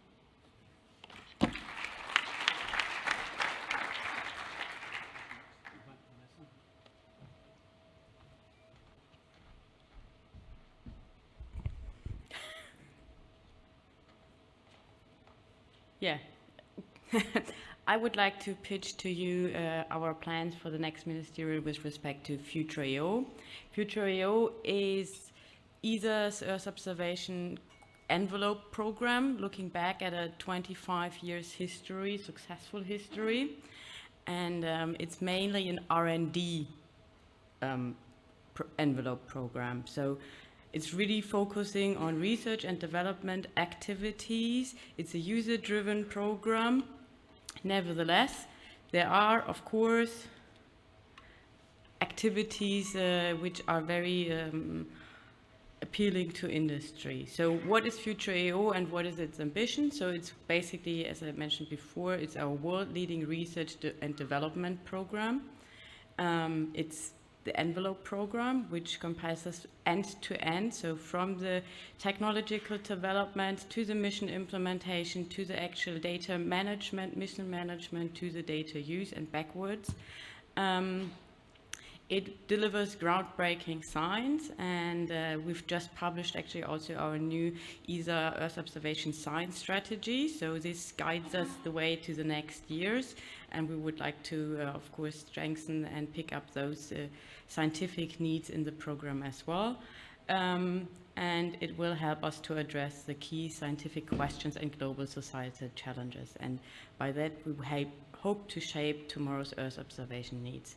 With respect to the commercial strategical objectives within that envelope program, we do have elements in the program which help to strengthen the industrial competitiveness, and this has been in the program already for some time. We have also components addressing critical development, technological developments, and we have commercial aspects in the climate and the Earth action component. And overall in that program, ESA acts as an enabler and a customer. And I think yesterday with signing the contract from the Scout Nanomaxat, this was really an example where we as ESA act as an enabler for industry. I mentioned already it's an end-to-end program. So you see this backward, forward feeding cycle. So everything is connected from the user's needs, which drive our technical development to the implementation. and back to the user's need. This all needs to go hand in hand to develop a fruitful Earth observation system. For the next ministerial, the program structure was a bit reshuffled. While we used to have 4 blocks, which are kind of illustrated in the graphic on the left side, we now have 3 pillars. One pillar is really the preparatory work, which is technical development, but also mission campaigns, science questions. We have then the Earth observation mission implementation and data management, which used to be 2 different blocks, and we have the Earth action pillar. And I would just like to deep dive on some of the activities which have a strategic commercial aspect, because otherwise I could talk here for 2 days, most probably, or we all. So for pillar 1, which is the Earth Observation Foundations pillar, this covers really the spectrum of preparatory activities, from the identification of users' needs to concepts elaboration, preliminary studies, science and technical development, and risk reduction for all Earth observation missions. And this is something I would like to really stress. We're talking here about all Earth observation missions. So even the Sentinel fleet was technically invented within Future EO. We do there the early phases of those missions. Also, if we think about the MET missions, these also are technically assessed within Future EO. And of course, we have also our Earth Explorer fleet, which are the core pillar, not pillar, we're talking too much about pillars, which are one core element within the program. We also have the Earth Explorers as the targeted Earth observation missions, and we have then which we prepare in pillar 1, and we have the scientific and technical research to maintain Europe as a world leader in Earth observation. With respect to topics which are key in the EO foundations for you, maybe is that we are really looking into innovation for Earth observation systems and instruments. So we're trying to support you with developing new capacities, covering all different types of Earth observation instruments and sensing techniques, microwave, optical, in situ, quantum sensing, you name it. We have various studies within the pillar 1 foreseen for the next years to come. And another aspect we are now looking into, and my colleague will have a dedicated session afterwards on that one, is the standardization of EO technological developments, platforms and buses, aiming at de-risking new platform technologies, mid-size, so we're speaking here about 100 to 600 kilograms, and also to enable you to better capture the ESA zero debris policy, the standard interfaces, and so on. So if you're interested in that, please go to the next session as well. With respect to, and I would like to lobby also, my other colleague did that as well, for a workshop we are planning in 2025, which is the the European Earth Observation Ecosystem 2040 Plus. Because what we're after is users' needs and ideas for the future, really speaking 2040 plus on purpose, because if you consider the lifetime and the operation time of all the missions we're currently implementing or flying, and you look at the sky is 2040 but empty. So what user needs will drive our future systems, and which technologies do we need to start developing now? That are topics we would like to reflect with you, if you attend, in that workshop. And this has, of course, operational user needs dimension, but also commercial dimension. So which commercial missions do you plan? Which visions, creative ideas do you have for the future? And as a next step, how could we make that work together as an ecosystem ready for 2040? With respect to pillar 2, which is the EO missions, I want? Yep, I'll do it very quickly. Just a few very quick comments. We've seamlessly gone from smaller program elements to what I would call the the substrate of the ESA Earth observation program. So I think the sense of drama that this transition would normally require, we didn't bring here. I don't know, we should have done music or something like this. So Future EO is an order of magnitude larger than the smaller components that you have heard about before. It's the substrate when it comes to the pillar 2. Sorry, did I do that? No. I think we switched the presentations. I think you need to go back into the Future EO presentation.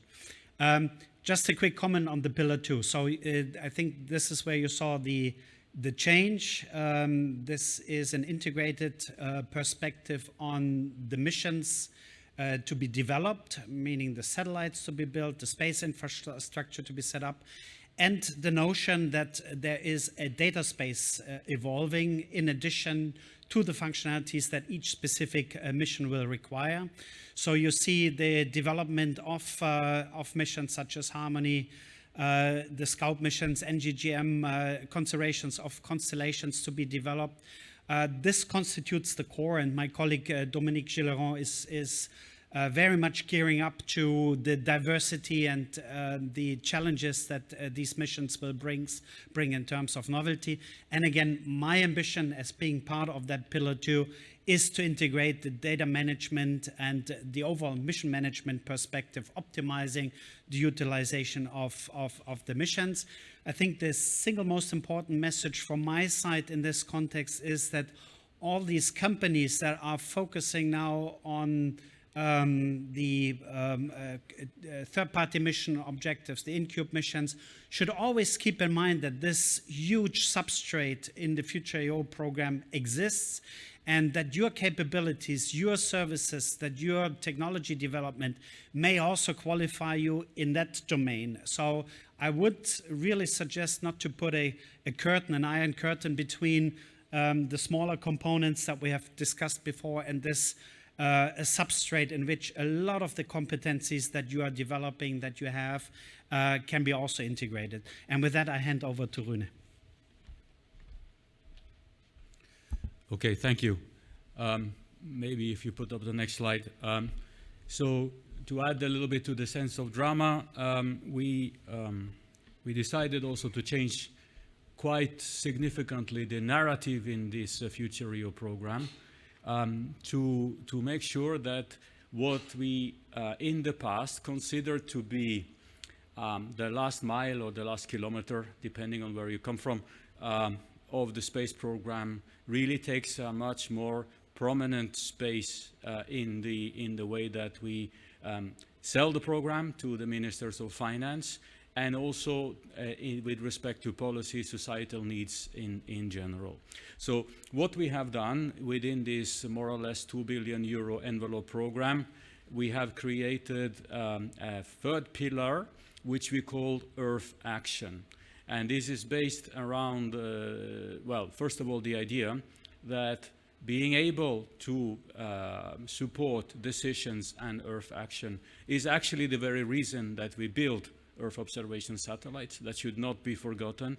Yes, there is quite clearly an industrial policy behind this. There is the competitiveness part, and you are all part of that ecosystem, but we do it for a purpose. And we call that Earth Action. It's the very reason why we build spacecraft. As I said, it is also how we make an impact in the end, and certainly it is how we drive developments or support the drive in the development of the downstream Earth observation sector in Europe. And it's based around this very simple idea that we are, through the technical development and the missions that we fly, we measure. Through these measurements, we generate understanding and knowledge. Based on this knowledge, we can look at predictions, we can look at the way we use this information. You have heard the name, Destination Earth, digital twins, which really should try to embed these ideas in a pre-operational context. But that pre-operational context needs to come from somewhere. And this is what we do seek to enable in this Earth Action pillar of the Future EO program. And once you know that you have a certain understanding of what is coming, you can, of course, support decision-making and, in the end, enable appropriate action by everybody, and not just by politicians, but also by individuals and mere mortals like ourselves. Yeah? So this is at the heart of the Earth Action pillar. It is comprising of a number of components. First of all, we work in this pillar on the scientific foundation on this from an Earth system science perspective. Maybe not so relevant for the forum here, but really having a proper scientific foundation for the things that we do is and will always remain a strong part of that. And then we take it into all these domains that are covered by policy, so supporting and enabling proper implementation, monitoring, support to the policy framework. We heard a lot about that yesterday and also today from policy owners and policy makers. Then there is a part where we look at, and this is very interesting here today, is how we get industry involved in the support to these policies. That's why also yesterday I was emphasizing very much that we need to improve on that dialogue, all of us, to make sure that we move in the right way in this area. And maybe a final thing which we haven't really talked much about here, but we all know that Earth observation is a global market. So we use this vehicle, this Earth Action pillar, also to enable partnerships and action outside of Europe, basically. So we are involved in places outside of Europe. We're talking about Latin America and the Caribbean. We are talking about Southeast Asia and these kind of regions. And what is coming very strongly and is very prominent in the space agenda of all the major space agencies is supporting the development of a space sector in Africa. And in particular for Europe, this is a neighboring continent, obviously, and we are very keen to support that. So through collaborative initiatives, through partnerships with organizations that are operating in these places, we will also operate and provide to you more business opportunities for European industry outside the borders of Europe through an ESA procurement mechanism. Yeah? So although maybe this is a conclusion and also a nice stepping stone to the next speaker, although Future Rio is not a commercial program, as you can see here, when you move from left to right in this plot that I have made here, you will see that you gradually go towards applications and services that in the end will have a certain level of maturity, will have a scaling potential from others, and really is somehow feeding into all of the things that we have been talking about yesterday and also this morning. And as was presented by Michele, and certainly what will be presented by Nick Appleyard after me, this offers a lot of opportunities, synergies also with other parts of what the Space Agency is offering. Thank you.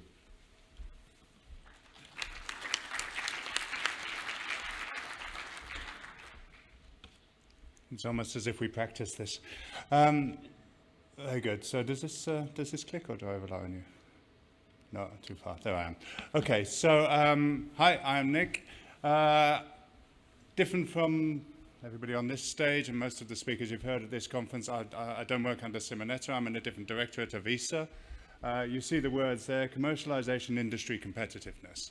So this is very much about the commercialization part of the agenda we're talking about here. I don't have EO in my job title anywhere. I have applications and solutions.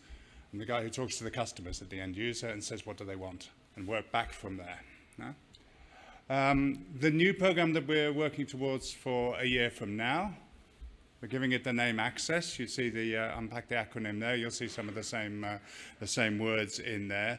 And the idea is that we're going to try to create a complete and integrated journey for businesses from the very early stages of conception through towards scaling in the marketplace, make it as smooth as possible to help the different stages of the business journey, agnostic about what kind of technology, what kind of product they might be working on. So obviously this is complementary then to the specialist areas of ESA. We're building on some programs which already exist. This is a program which I operate. It's currently called BAS, Business Applications Space Solutions. These are the markets that we're working towards. So we know the people who are the customers in those markets. We have working relationships with them, and we listen to them about their roadmaps and talk to them about how they may use space in all of these different areas of industries on the ground. And what we're trying to do is get them to the point where they're willing to pay for services which use space. Could be any part of space. If this goes well, and Michaela has done his job in InCube, there's a community of SMEs who are ready with EO technologies. And if Gonzalo has done his work in Navisp, and if Domenico has done his work in ARTES, and if Bernhard has done his work in the Human Spaceflight Program, we have a full toolbox of small businesses who are capable to offer different kinds of space technologies to those customers. And then we say to the customers, so what's the problem that you're trying to solve? What is it that we can use some of this technology to help you with? We've done this 500 times with 1,000 SMEs, and half of them, at the end of this pilot demonstration project that we take them through, they've sold to that customer, right? And then they started as commercial companies, and they built from there. What do they build? I'm really proud to say that most of those industries, most of those customers are working on their green transitions and their sustainability aspects of their businesses. That's what they're using the space technology for. So if you look in transport, you look in energy, you look in agriculture and land use, you look at environment and ecosystems. We're making contributions to the EU Green Deal, Green Agenda around all of those areas. And even if it is not that, the industries may be looking for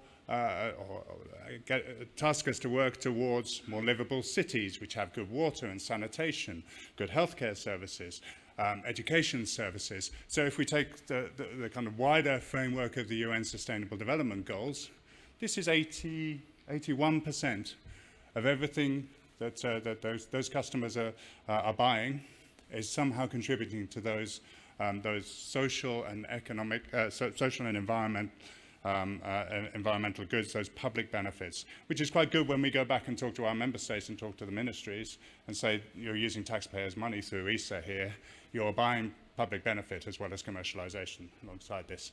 81% is not 100%. We don't insist on this. Within the other 19%, if you want to work with Ferrari, you want to work with UEFA, you want to work with the International Ski and Snowboard Federation, they're all our friends as well. Huh? So we get into all of those markets. Now, so that's the BAS program. We're also currently operating the Scale-Up program alongside. And this is more about the business journey. It is about how you build a company which is strong enough to offer those kind of products to the market. The anchor of this is the business incubation centers that ESA operates all around Europe. We have a whole network now. There is at least one center in every member state of ESA, 100 locations altogether. We're currently right now incubating 250 startups. And this is a steady, refreshing flow every year.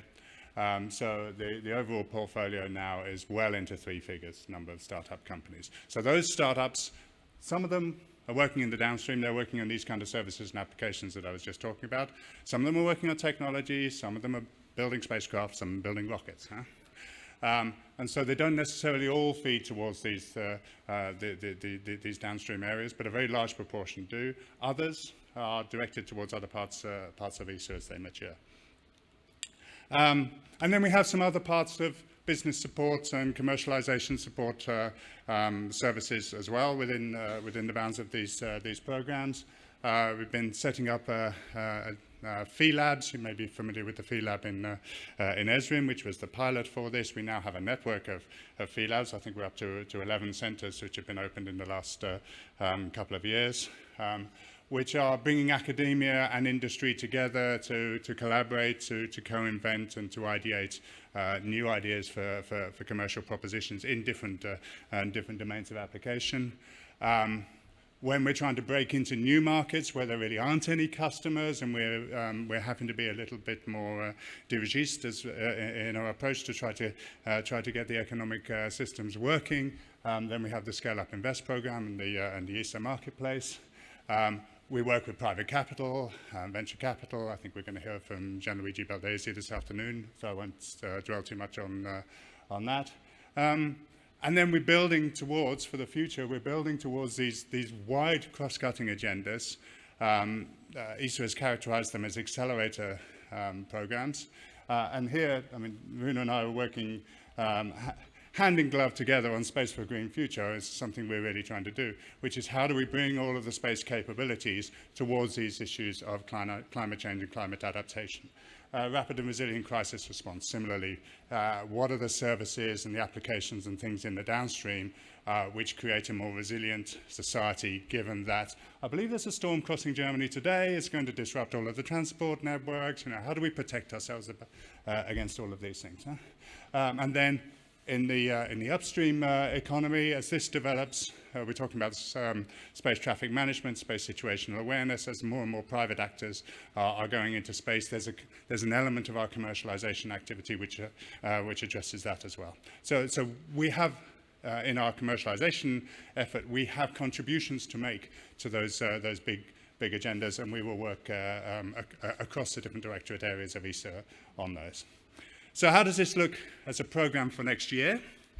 At the moment, those are all different separate interventions. You have to know at the point of entry which one you're going after. You have to apply separately for each thing.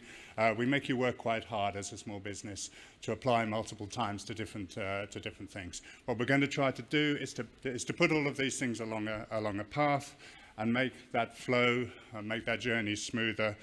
So that we can follow the journey of a company and the journey of a product through something which is more seamless and bring in these different support mechanisms and interventions along that way. And we're trying to get to the finish point at the end, where the company is offering something with an identified customer who is clear that what they want and that's what you've built, with a technical solution which works, and with a business model which is going to be sufficiently sustainable and profitable that the company will survive for long enough to deliver that service commercially. Because what we don't want to do is come up with great technical solutions which fail commercially because they just won't be around for long enough. During the period when the main challenges to be worked on are still the technical ones, and still working more on the feasibility aspects of this, it probably isn't the access program which is going to be most helpful. So if we have an EO company who has a great business idea, but they haven't finished developing their technology yet, I'm going to send it to Michele. And then further downstream, when the technology is fully functioning and complete, but they're still trying to find the customers, you can send them back to me. Right? So this is how this kind of interplay is going to work. Yes, we are. Yes, we are. So I think that's enough for me. I think you get the idea.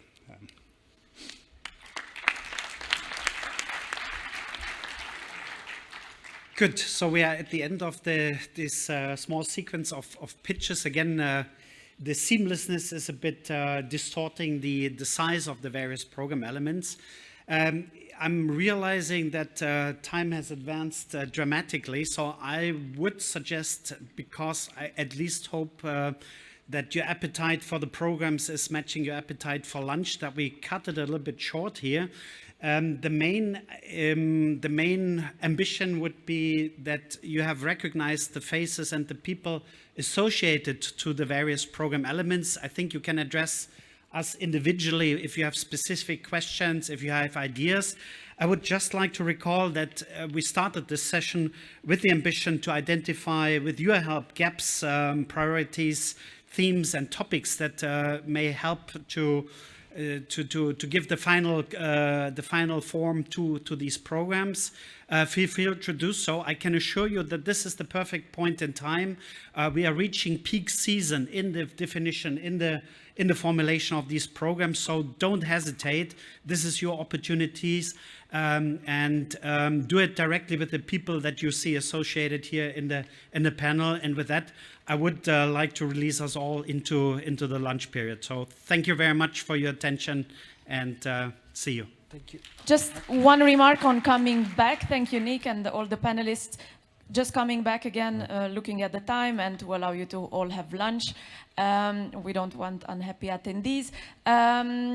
Let's come back at 2:30, so 14:30. Let's reconvene for the sessions. There are 2 sessions in parallel and the matchmaking session. So from 2:30 onwards, people might be a bit split, but you have all the details in the program.